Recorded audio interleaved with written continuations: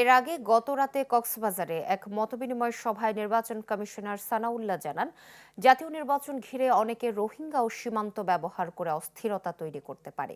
এমন আশঙ্কায় ভোটের সময় রোহিঙ্গা ক্যাম্পগুলো পুরোপুরি বন্ধ থাকবে। জানান, শিগগিরই সারা দেশে যৌথ বাহিনীর অভিযান শুরু হবে। এখন থেকে যৌথ বাহিনী অপারেশন শুরু হবে পুরো দেশে। এই যৌথ বাহিনী অভিযানের মূল লক্ষ্য হবে তিনটি: এক, অবৈধ অস্ত্র উদ্ধার; দুই, চিহ্নিত সন্ত্রাসীদেরকে গ্রেফতার এবং আইনের আওতায় নিয়ে আসা; আর তিন, নির্বাচন কেন্দ্রিক দল এবং প্রার্থীর যে আচরণ বিধি আছে সেই আচরণ বিধির বড় কোনো ব্যত্যয় ঘটলে, ছোটখাটো ব্যত্যয় রুটিন যেসব কমিটি আছে তারা দেখছে, বড় ব্যত্যয় থাকলে পারে সেগুলোকে অ্যাড্রেস করা।